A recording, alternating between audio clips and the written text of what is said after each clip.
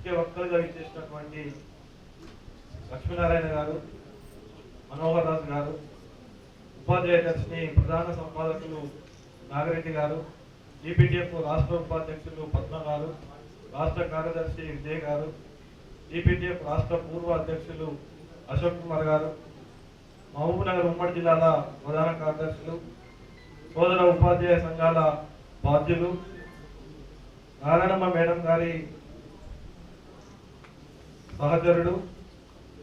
ఉద్యమ నాయకులు కేజీ రామచంద్రన్ గారు, హాజరైనటువంటి ఉపాధ్యాయులు, ఫెడరేషన్ కార్యకర్తలు అందరికీ తెలంగాణ ప్రోగ్రెసివ్ టీచర్స్ ఫెడరేషన్ పక్షాన ఉద్యమాభివందనాలు తెలియజేస్తూ 2020 జనవరి 19 నాడు 3 సంఘాల ఐక్యత రాష్ట్రంలో జరిగింది. ఎందుకంటే తెలంగాణ రాష్ట్ర ఉద్యమం ఉధృతంగా కొనసాగుతున్నటువంటి సందర్భంలో ఆనాడు ఉన్నటువంటి ఆంధ్రప్రదేశ్ పేరు మీద ఉన్నటువంటి ఉపాధ్యాయ సంఘాల నుండి ఆనాడు ఉద్యమ అవసరాల రీత్యా వివిధ తెలంగాణ పేరు మీద ఉపాధ్యాయ సంఘాలుగా ఏర్పడి తెలంగాణ రాష్ట్ర ఏర్పాటు అనంతరం మనమందరము ఆశించినటువంటి పద్ధతిలో తెలంగాణ రాష్ట్ర అభివృద్ధి అటు విద్యారంగంలో కావచ్చు, సమాజంలో కావచ్చు జరుగుతున్నటువంటి పరిస్థితులు లేనప్పుడు మరొక మారు గత ఉమ్మడి ఆంధ్రప్రదేశ్లో ఆంధ్రప్రదేశ్ టీచర్స్ ఫెడరేషన్ ఉపాధ్యాయ విద్యారంగ సామాజిక ఉద్యమాలను ఉవ్వెత్తున ఎగిసిపడేటట్టుగా తీసుకొచ్చి ప్రజల పక్షాన, ఉపాధ్యాయుల పక్షాన, విద్యారంగం పక్షాన ఎక్కడైతే నిలబడి పోరాడిందో, కొట్లాడిందో మరొక మారు అట్లాంటి పరిస్థితులను తెలంగాణ రాష్ట్రంలో తీసుకురావాలని 3 సంఘాల ఐక్యత జరిగింది. ఆ ఐక్యత అనంతరం ఏర్పడినటువంటి రాష్ట్ర కమిటీలో నేను సిద్దిపేట జిల్లా నుండి రాష్ట్ర అదనపు ప్రధాన కార్యదర్శిగా ఎన్నికై, నారాయణమ్మ మేడం గారు కూడా అదే రాష్ట్ర కమిటీలో ఉపాధ్యక్షులుగా ఎన్నికై రావడం జరిగింది. దాదాపుగా ఈ 5 సంవత్సరాలు 2020 నుండి నేటి వరకు రాష్ట్ర కమిటీలో నారాయణమ్మ గారితో నాకు పరిచయం ఉంది. వివిధ సందర్భాలలో వివిధ అంశాల మీద రాష్ట్ర కమిటీలో తన యొక్క భావజాలాన్ని, తన యొక్క ఆలోచన విధానాన్ని, తన యొక్క చైతన్యాన్ని చూసి ఒక యువకునిగా నేను ఒక ఆదర్శంగా తనను తీసుకొని అనేక సార్లు నేను ఆలోచించేది, నారాయణమ్మ మేడం కనుక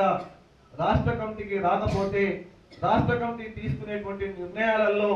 ఒక సరి అయినటువంటి పద్ధతిలో ఉండవేమో, నారాయణమ్మ గారు వస్తే వివిధ ఇవాళ ఒక రాష్ట్ర కమిటీ సమావేశం జరుగుతుందంటే మొత్తం ఉపాధ్యాయ వర్గం అంతా ఎదురు చూస్తారు. ఏ సమస్యల కోసం ఉద్యమాన్ని నిర్మిస్తారో, ఏ విద్యారంగ మార్పుల కోసం రాష్ట్ర కమిటీ మా అందరికీ ఒక సూచన చేస్తుందో అని రాష్ట్రంలో ఉన్నటువంటి ఉపాధ్యాయులందరూ కూడా ఎదురు చూస్తారు. అట్లాంటి రాష్ట్ర కమిటీ సమావేశంలో మేమందరం కూడా ఉపాధ్యాయుల కోసం, విద్యారంగం కోసం ఒక సరి అయినటువంటి నిర్ణయాలు తీసుకోవడానికి నారాయణమ్మ మేడం నిర్మోహమాటంగా, నిక్కచ్చిగా తనకున్నటువంటి ఆలోచన విధానాన్ని రాష్ట్ర కమిటీలో అందరి ముందు చర్చించి ఒక సరి అయినటువంటి నిర్ణయం రావడానికి నారాయణమ్మ గారు ఈ 5 సంవత్సరాలుగా తను చేసినటువంటి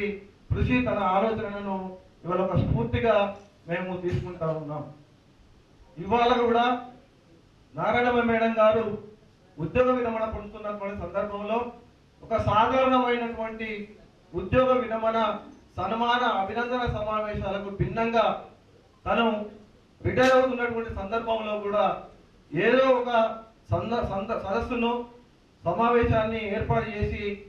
సమాజానికి ఒక చైతన్యాన్ని, ఒక ఆలోచన విధానాన్ని, ఒక చర్చను కొనసాగించాలనేటువంటి తనకున్నటువంటి సామాజిక ఉద్యమ నేపథ్యాన్ని మరొకసారి ఇవాళ ప్రదర్శిస్తూ ఈ పట్టణంలో ఒక సదస్సు ద్వారా ముఖ్యమైనటువంటి ఒక 2 ప్రధానమైనటువంటి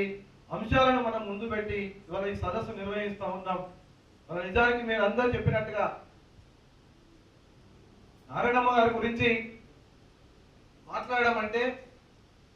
మొన్న నారాయణమ్మ మేడం గారు 31 నాడు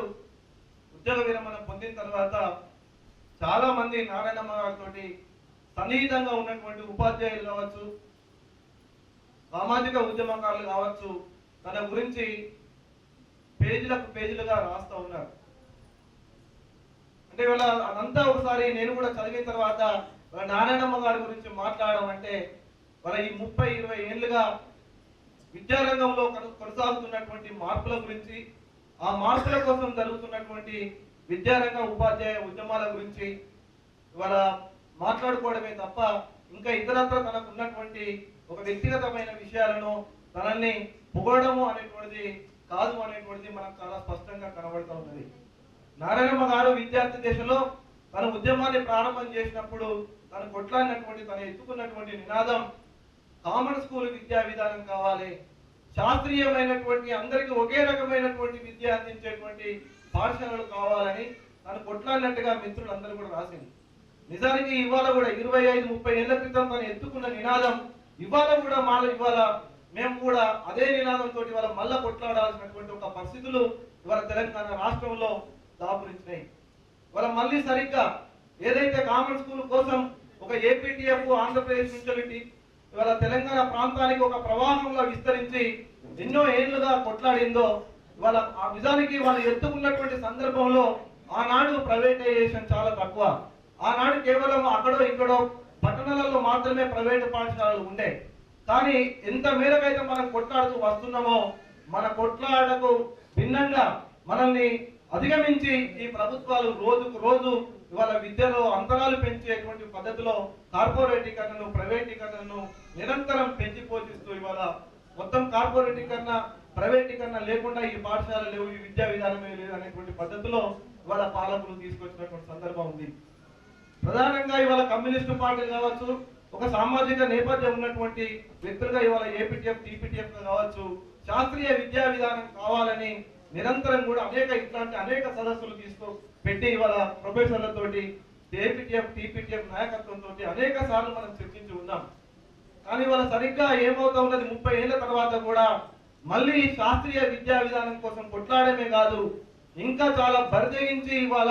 పాలకులు కావచ్చు, ఇవాళ శాస్త్రీయ విద్యా విధానానికి వ్యతిరేకంగా చూసుకొస్తున్నటువంటి మూటలు కావచ్చు, ఇవాళ శాస్త్రీయంగా పనిచేసేటువంటి మాలాంటి ఏపీటీఎఫ్, టీపీటీఎఫ్ నాయకత్వం బండ్లల్లో పనిచేయకుండా ఒక నిరోధించేటువంటి ఒక కుట్రలు వాళ్ళకి కేంద్ర ప్రభుత్వం యొక్క ఆదేశంతో జరుగుతూ ఉన్నాయి. ఒకవైపు శాస్త్రీయ విద్యా విధానం కావాలని మేము కొట్లాడుతూ ఉంటే, శాస్త్రీయమైనటువంటి పద్ధతిలో ఒక మెదడును పాఠశాలలోకి తీసుకొచ్చి ఇది మెదడు ఇట్లా ఉంటది, దీంట్లో ఇన్ని భాగాలు ఉంటాయి, ఈ మెదడు ఎట్లా పనిచేస్తుంది అనేటువంటి పద్ధతిలో పనిచేస్తున్నటువంటి వికారాబాద్ జిల్లాలో ఒక టీచర్ను ఇంత బాగా పనిచేస్తుంది అని డిఈఓలు, డైరెక్టర్ ఆఫ్ స్కూల్ ఎడ్యుకేషన్ మొత్తంగా కూడా ప్రభుత్వము దాన్ని అభినందించాల్సింది పోయి, నువ్వు ఇంత మంచిగా శాస్త్రీయంగా పిల్లలకు బోధన చెప్తే వీళ్ళు శాస్త్రీయంగా అభివృద్ధి అయ్యి మేము తీసుకువచ్చేటువంటి మత ఆచారాలను వీళ్ళు ఎక్కడ నమ్ముతారు, నమ్మరు కదా అని ఆ టీచర్ను డిఈఓ సస్పెండ్ చేసినటువంటి ఒక దుర్మార్గమైనటువంటి పోకడలు ఇవాళ ఈ రాష్ట్రంలో కొనసాగుతూ ఉన్నాయి. అనేక రకాలైనటువంటి వ్యవస్థ మొత్తంగా వాళ్ళ విద్యారంగము మొత్తం నిర్వీర్యమైపోయి వాళ్ళ విద్యార్థులందరికీ కూడా ఒకే రకమైన విద్య అందకుండా ఒక్కొక్క రకమైన విద్యార్థికి ఒక్కొక్క రకమైన విద్య, వాళ్ళ ఎస్సీ గురుకులాల్లో చదువుకునేటువంటి విద్యార్థులకు ఒక రకమైన భోజనం, ఒక రకమైన విద్య, గురుకులాల మన మైనార్టీ స్కూళ్ళలో చదువుకునేటువంటి వాళ్ళకు ఒక రకమైన విద్య, ప్రభుత్వ పాఠశాలలో చదువుకునేటువంటి వాళ్ళకు ఒక రకమైన విద్య. మనకందరూ తెలుసు, కొనగలిగేటువంటి శక్తి ఉన్నటువంటి వాళ్ళ కోసం కేటాయించేటువంటి విద్య మరొక రకమైన విద్య. ఈ రకమైనటువంటి అంతరాలు ఉన్నటువంటి విద్యా విధానం పోవాలనేటువంటి ఒక బాధ్యతను ఇవాళ ప్రభుత్వాలు మర్చిపోయి వాళ్ళ పూర్తిగా దీన్ని కార్పొరేట్ వైపు నెట్టివేసేటువంటి ఒక ప్రయత్నాలు కుట్ర గతంలో పెన్నడు లేనటువంటి విధంగా వాళ్ళ రాష్ట్ర ప్రభుత్వం పనిచేస్తూ ఉన్నది, కేంద్ర ప్రభుత్వం కూడా పనిచేస్తూ ఉన్నది. నిజానికి మనం అందరం కూడా 10 ఏళ్ళ బీఆర్ఎస్ పాలన పోవాలి అనేటువంటిది చాలా స్పష్టంగా మనం అందరం కూడా ఒక పనిచేసి వాళ్ళ ప్రభుత్వం మార్పు కోసం ప్రయత్నం చేసినాం. కానీ వాళ్ళ స్పష్టం అవుతా ఉన్నది ఏంటంటే, మనం పనిచేయాల్సినటువంటిది ప్రభుత్వం మార్పు కోసం కాదు, పాలకుల యొక్క విధానాలలో, పాలకుల యొక్క ఆలోచనలలో, పాలకుల యొక్క మొదడులలో మార్పు కోసం పనిచేయాల్సినటువంటి బాధ్యత ఇవాళ ఫెడరేషన్ కార్యకర్తలుగా, ఫెడరేషన్ నాయకులుగా మనం తీసుకోవాల్సినటువంటి అవసరం ఉంది. ఈ క్రమంలో వాళ్ళ ఈ 30 ఏళ్ళు పనిచేసినటువంటి నారాయణమ్మ మేడం గారి యొక్క ఈ ఉపాధ్యాయ సామాజిక ఉద్యమ చరిత్ర ఇంకా అది ఏమాత్రం కూడా పరిష్కారం కానటువంటి పరిస్థితులు ఉన్నాయి. కాబట్టి భవిష్యత్తులో వాళ్ళ మేడం గారికి మనము ఇవాళ ఒక స్ఫూర్తిగా, నిజానికి ఇది ఒక అభినందన సమావేశం కంటే ముఖ్యంగా ఇది ఒక ఉద్యమ సమీక్ష సమావేశము, ఇది ఒక మహిళల చైతన్యానికి సంబంధించినటువంటి సమీక్ష సమావేశము, ఇది ఒక సామాజిక అంశాలకు సంబంధించినటువంటి ఒక సమీక్ష సమావేశం లాగా మనం చర్చించుకొని రేపటి నుండి ఈ నారాయణమ్మ మేడం గారి యొక్క విద్యా సదస్సు ఒక చైతన్యపూర్వకమైనటువంటి సదస్సు లాగా రేపటి మహబూబ్ నగర్ ఉమ్మడి జిల్లాలలో ఈ ఫెడరేషన్ ను మరింత బలోపేతం చేసి ఫెడరేషన్ తీసుకున్నటువంటి ఆశయాలను, భావజాలాన్ని మనము పెంపొందించి ఈ సమాజం కోసం, విద్యారంగం కోసం, పేద పిల్లల విద్య కోసం మనం అందరం కూడా పనిచేయాల్సినటువంటి అవసరం ఉంది. ఈ 20 ఏళ్ల కాలం, 30 ఏళ్ల కాలంలో నారాయణమ్మ మేడం గారు మనకి ఇచ్చినటువంటి స్ఫూర్తి, నారాయణమ్మ మేడం గారి యొక్క పనిచేసినటువంటి విధానమే ఇవాళ మనం పనిచేయాలనేటువంటి ఒక పురిగొల్పుడో లేదా ఒక మోటివేషన్ చేయడం పద్ధతిలో మనం తీసుకోవాల్సినటువంటి అవసరం ఉంది. వాళ్ళ ఉపాధ్యాయ సమస్యలు ఉన్నాయి, పెన్షన్లకు సంబంధించినటువంటి సమస్యలు ఉన్నాయి. కాబట్టి వాళ్ళ ప్రభుత్వం ఏం ఆలోచిస్తుందంటే ఒక ఆరోగ్యకరమైనటువంటి ఉపాధ్యాయుని పాఠశాలల్లో కనుక ఉంచినట్లయితే ఉపాధ్యాయుడు సక్రమంగా బోధిస్తాడు, ఉపాధ్యాయుడు సరిగ్గా పనిచేస్తాడు. సరిగ్గా పనిచేస్తే ఆ పాఠశాలల్లో ఉన్నటువంటి పిల్లలకు మంచి విద్య వస్తుంది. వాళ్ళకు మంచి విద్య రావాలని ప్రభుత్వానికి లేదు. మంచి విద్య రావద్దు అంటే ఉపాధ్యాయుని ఆరోగ్యకరంగా పాఠశాలలో ఉంచదు. అనేక సమస్యలతోటి సతమతమయ్యేటట్టుగా ఉపాధ్యాయుని ఉంచడమే ఇవాళ ప్రభుత్వం యొక్క బాధ్యతగా మనకు కనబడుతూ ఉన్నది. కాబట్టి ఇవాళ Telangana progressive teachers federation Narayanamma గారు పనిచేస్తున్నటువంటి రాష్ట్ర కమిటీ వాళ్ళ సీరియస్ గా ఆలోచించి వాళ్ళ ఉద్యమాల ద్వారానే సమస్యలు పరిష్కారం అయితే అనేటువంటి లక్ష్యంతో వాళ్ళ ఐక్య ఉద్యమాన్ని బలోపేతం చేస్తూ ఉపాధ్యాయ సంఘాల పోరాట కమిటీ ఆధ్వర్యంలో 3 దశల పోరాట కార్యక్రమాన్ని తీసుకున్నాం. ఇప్పటికే 2 దశల పోరాట కార్యక్రమం పూర్తి అయింది. రేపు ఆగస్టు 23 నాడు ఇందిరా పార్క్ దగ్గర యుఎస్పిసి ఆధ్వర్యంలో సమస్యల పరిష్కారం కోసం పెద్ద ఎత్తున ఒక మహాధరణ నిర్వహించబోతా ఉన్నాం. ఈ మహాధరణ కూడా మహబూబ్ నగర్ లో ఉన్నటువంటి ఉమ్మడి జిల్లా వ్యాప్తంగా ఉన్నటువంటి ఉపాధ్యాయులు కదిలి రావాల్సినటువంటి ఆవశ్యకత ఉంది. మీరందరూ కూడా ఆ ధర్నాను విజయవంతం చేయాలని, వాళ్ళ భవిష్యత్తులో మీరందరూ చెప్పినట్టుగా నారాయణమ్మ మేడం గారిని ఇది చేయాలని, అది చేయాలనేటువంటి సూచనలు చేసో ఆశించే నిర్దేశం చేసేటువంటి పరిస్థితుల్లో మేము లేము. నారాయణమ్మ మేడం గారే మాకు ఈ రాబోయేటువంటి కాలంలో రాష్ట్ర కమిటీ కావచ్చు, రాష్ట్ర నాయకత్వానికి కావచ్చు, మీ యొక్క ఉద్యమ అనుభవాన్ని రంగరించి మాకు ఒక ఈ సంస్థను ముందుకు నడిపించేటువంటి ఒక బాధ్యతను, ఒక సూచనలు, సలహాలను, ఆ క్రమాన్ని మీరు తీసుకోవాలని ఈ సందర్భంగా కోరుతూ ఇవాళ మహబూబ్ నగర్ పట్టణ ప్రాంతంలో ఈ సదస్సులో ఇక్కడికి వచ్చి మీ అందరితో మాట్లాడేటువంటి అవకాశం, మీ అందరి యొక్క అభిప్రాయాలను, ఆలోచన విధానాన్ని తెలుసుకునేటువంటి అవకాశాన్ని కల్పించినటువంటి మీ అందరికీ కూడా మరొక మారు ఉద్యమాభివందనాలు తెలియజేస్తూ నారాయణమ్మ మేడం గారికి ఉద్యోగ విరమణ సందర్భంగా శుభాకాంక్షలు తెలియజేస్తూ సెలవు తీసుకుంటా ఉన్నాను.